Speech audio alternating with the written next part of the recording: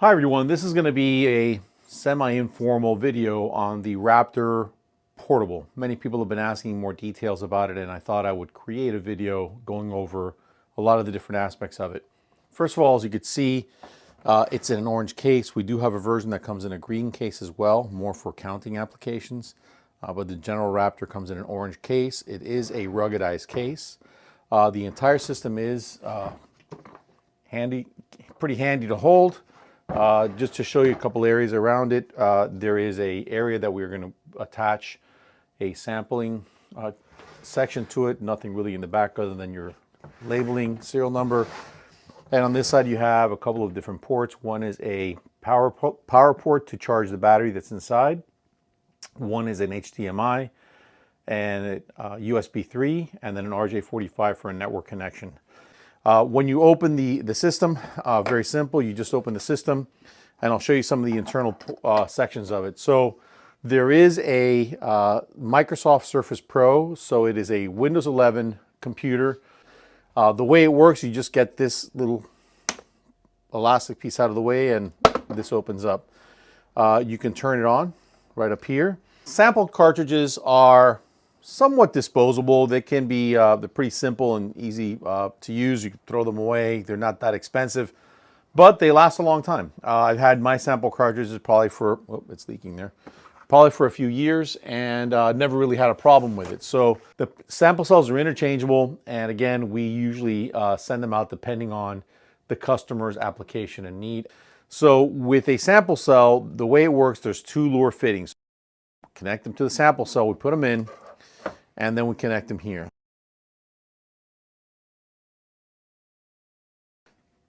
These two fittings are the ones that are important as far as the sample that you're going to be running.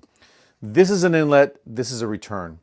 Customers sometimes will connect these tubes into some kind of a process. So let's say there's a, I don't know, a 55-gallon drum or a 200-liter vat of something. There's longer tubes available in the accessory kit. You can make longer tubes yourself. You can actually have the sample come in, get analyzed, and then return it right back to the same sample chamber where it's going to get recirculated. We do have this external vessel holder. So this external vessel holder comes in the accessory kit. It goes right in here. And now these tubes are pretty popular in the oil, fuel, lubrication industry, where they're used as collection devices. So when they're being used as collection devices, the nice thing about using this is the customer can actually collect the sample. They can actually leave it in here. And then there's a small little lid that goes in. This actually has a little stirring propeller with an intake tube, and then it has a return. So to run it this way, the customer would actually take their bottle that they use, or we send several of these with the accessory kit, put it in here. You could actually suspend your inlet to one lure fitting to the inlet here, and then your exit from the Raptor system would go either back in here to recirculate to get representative sampling, or you can actually take it to waste and do a single pass. So that you have that option. Another way you could run the system is with syringes. So we do have customers that like to use syringes. This is really for rare event type of applications where they're worried about contamination and they like using syringes. The nice thing about using syringes is these things are generally pretty sterile. And the way you would actually run it with a syringe, you can actually run it directly without using the pump, and you could use it manually. And the way it would work is you would actually go ahead and put the sample right in here. You would go back and forth manually, and you would run your sample just like that. So I'm going to try to run some samples right now with the syringe and with the little annexed here sample port to show you how they work. All right, so here's the first sample I have. This is a medium test dust, and it is just suspended in isopropanol. So again, syringes, very convenient ways to collect samples and bring them back. You could write something on it. And the nice thing, it's a non-destructive test. You can actually get the syringe with your sample in it. You could actually put it in there, making sure it's properly dispersed. You don't want it overly concentrated.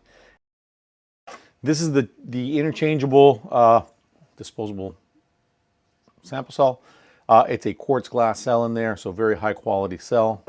Again, put it in there, and what we're going to do is we're going to run a manual sample with this syringe. And that's it. Everything else is pretty much set up already, so we're just going to hit start.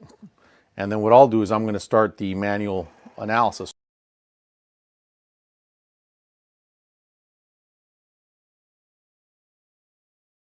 So we ran 50,000 particles. Again, we have a number weighted distribution. We could look at a volume weighted distribution as well, not just number weighted. You see the volume weighted distribution. So we had a mean of about 13 microns, and we had particles all the way down to 1 micron. Okay, so when we finish an analysis, we get to our dashboard, and one of the typical tools that we use, we have several tools that we use. This is where the benefit of dynamic imaging comes in, is not to just give you a statistical histogram, but to give you additional information. So for example, we have particle classification. You can actually classify particles as bubbles, oil droplets, big things, small things.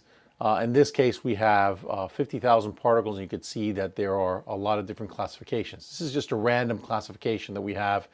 We could look at the particles that are considered to be big, and we can apply that and redisplay them and look at, you can look at all 50,000 particles or just look at the ones that are considered big. And these are the ones that are considered big, 114 of them. Obviously, those are some, who knows what that is. But if I were to actually try to find those through 50,000 particles, it will be very difficult. It's easier to use classification. 47,000 what are considered small. And we can go through all those small particles, all 47,000 of those.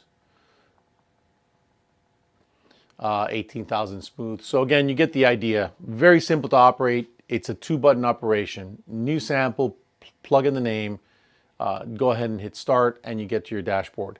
And again, this is a very simple way of running the analysis. It's running it with a syringe. So what I'm going to do now is I'm actually going to use this exact same sample. I'm going to remove this from here. I'm going to set it up to use this external system. So this is the same sample we ran earlier, but it's going to be a little bit more dilute. So we're done. It's a time-based analysis. So we did 23,000 particles. I hope this video helps. If there's any questions, please let us know. We're always here to help. Thank you.